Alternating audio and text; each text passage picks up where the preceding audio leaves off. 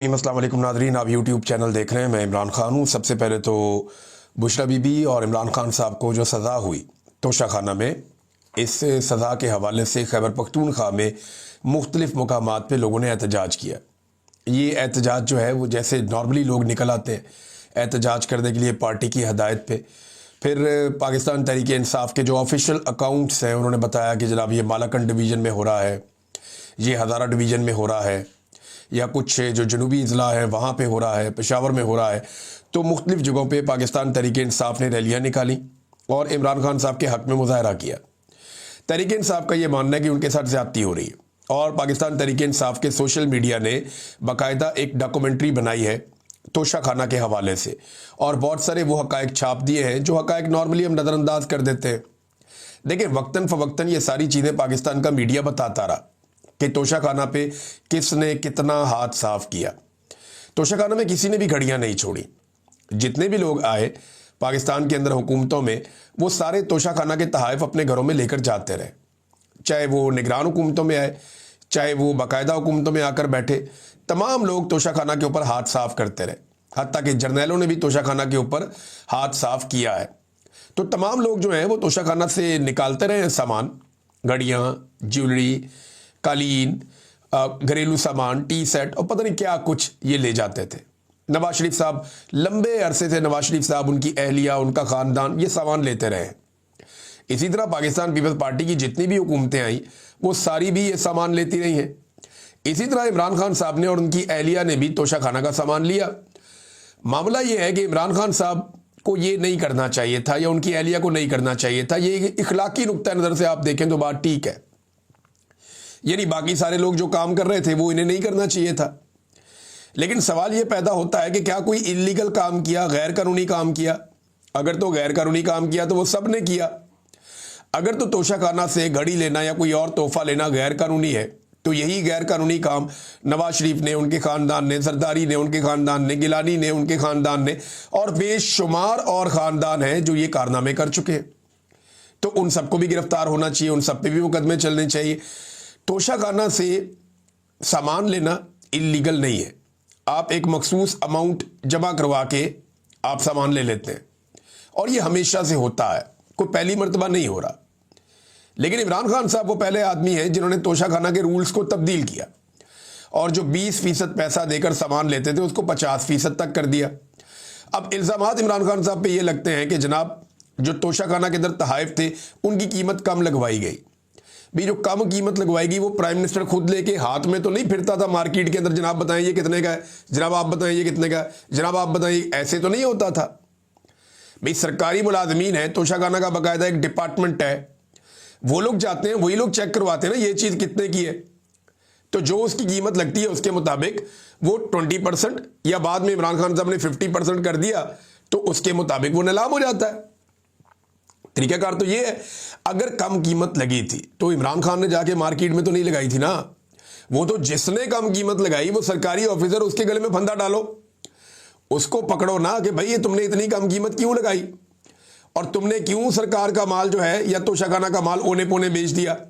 उन सबको छूट है इमरान खान को। देखिए, अगर इमरान खान साहब और उनकी अहलिया, अव्वल तो मेरा ये मानना है कि इन्हें कोई तोहफा लेना ही नहीं चाहिए था, ये इन तोहफों से बहुत बड़े हैं। इमरान खान की तो शख्सियत इतनी बड़ी है, ये उनकी अहलिया ने अगर लिया तो लेना ही नहीं चाहिए था, ये तोहफे लेने नहीं चाहिए थे। लेकिन अगर उन्होंने लिए हैं तो उन्होंने कानून के मुताबिक लिए ना, गैर कानूनी तौर पे तो नहीं लिए। अगर ये ना भी लेते ना, मैं आपको एक और चीज़ बताता हूँ, फ़र्ज़ करें कि इमरान खान और बुशरा बीबी एक भी तोहफा ना लेते तो किसी और केस में फंसा देते। ये तो एस्टेब्लिशमेंट के साथ लड़ाई है ना, ये तो बड़ी आइडियल सिचुएशन है कि तोहफा लेते ही ना। लेकिन अगर ना लेते तो क्या होता, किसी और केस में फंसा देते।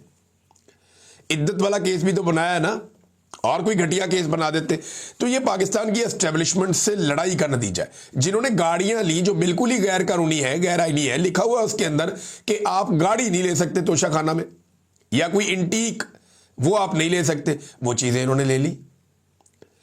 जो तारीखी नवादरात हैं, बहुत पुरानी चीज़ें हैं मजहबी नुक्ता नज़र से, या फिर वो चीज़ें आप नहीं ले सकते, लेकिन इन्होंने गाड़ियां भी ले ली और रूल्स को खुद ही नरम कर दिया और गाड़ियां लेके उड़ गए। वो केस चल रहा है 6 साल से, आज तक कोई उसके अंदर चालान ही जमा नहीं हुआ, और ये केस चल रहा है 1 साल से, फटाफट चालान भी जमा हो गया। तो ये एस्टेब्लिशमेंट का कारनामा है, इसमें कोई ताल्लुक नहीं है इस बात से कि इमरान खान साहब ने कोई गैर कानूनी काम किया, और बाकी सारों ने भी यही काम किया। अच्छा नाज़रीन, इसमें पंजाब में दोबारा से पाकिस्तान तहरीक इंसाफ पर छापेबाजी शुरू हो गई है। ऐसा लगता है कि पंजाब पुलिस का एक ही काम रह गया, पीटीआई के बंदे पढ़ लो। वो पीटीआई के ऊपर छापों पे छापे और कोई काम ही नहीं करते। जिसने भी अपनी कारकर्दगी साबित करनी होती है वो पाकिस्तान तहरीक इंसाफ पे चढ़ जाता है। मुझे ऐसा लगता है कि पाकिस्तान के जितने भी इदारे हैं वहां पे अब कारकर्दगी दिखाने का जो वाहिद जरिया है वो ये है कि आपने पाकिस्तान तहरीक इंसाफ या इमरान खान के खिलाफ कितना किया और क्या किया।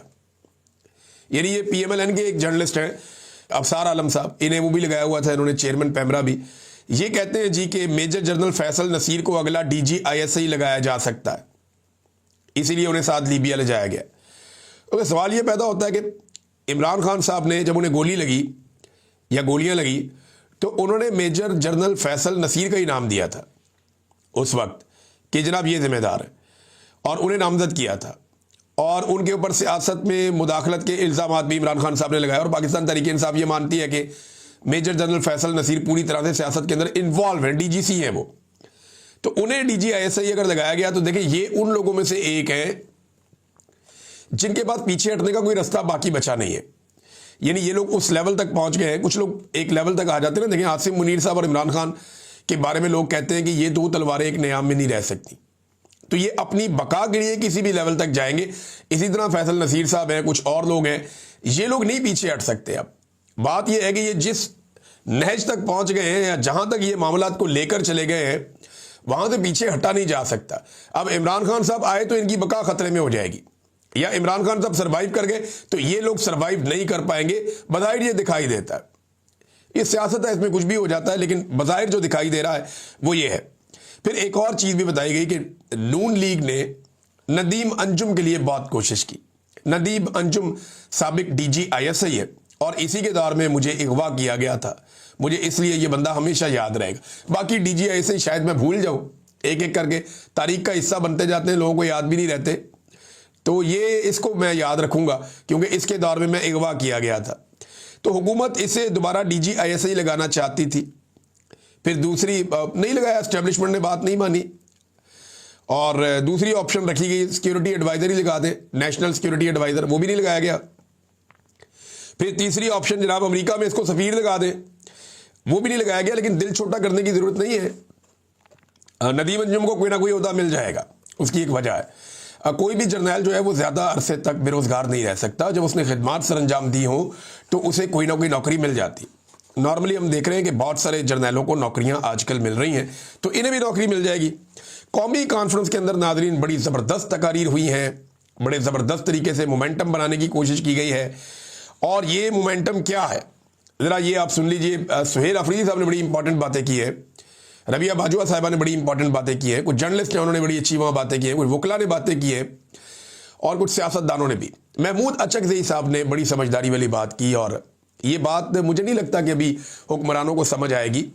वो ताकत के नशे में डोनाल्ड ट्रंप के आशीर्वाद के साथ और इसराइल की खुशनुदी हासिल कर रहे हैं, तो वो उनको भी ये बात समझ नहीं आएगी, लेकिन पाकिस्तानियों को ये बात ज़रूर समझ आनी चाहिए। महमूद अचकज़ई ने कहा कि डायलॉग के लिए तैयार है, आए एक दूसरे को माफ़ करें। देखें अगर ये सियासतदान एक दूसरे से दिल साफ कर लेते हैं और करप्शन पाकिस्तान में ख़त्म हो जाती है कि जनाब ठीक है अब हम करप्शन ना करेंगे ना करने देंगे, जो मामलात हैं उन पे दिल साफ कर लेते हैं और एक शफाफ निज़ाम के तहत हम सारे उसमें से गुजर जाते हैं। लेकिन अगर ये सारे सियासतदान मिलकर किसी तरह पाकिस्तान की एस्टेब्लिशमेंट को उनके आईनी किरदार में वापस भेजने में कामयाब हो जाते हैं तो पाकिस्तान की बचत हो जाएगी। क्योंकि याद रखिएगा पाकिस्तान को जो नुकसान है, सबसे ज़्यादा नुकसान पाकिस्तान को पाकिस्तान की मिलिट्री एस्टेब्लिशमेंट ने आज तक पहुंचाया। उनके घटिया और गलत फैसलों ने पाकिस्तान को आज तक सबसे ज़्यादा नुकसान पहुंचाया। पाकिस्तान दो टुकड़े भी पाकिस्तान की मिलिट्री एस्टेब्लिशमेंट के गलत फैसलों की वजह से हुआ। पाकिस्तान के अंदर जितनी हुकूमतें गिरी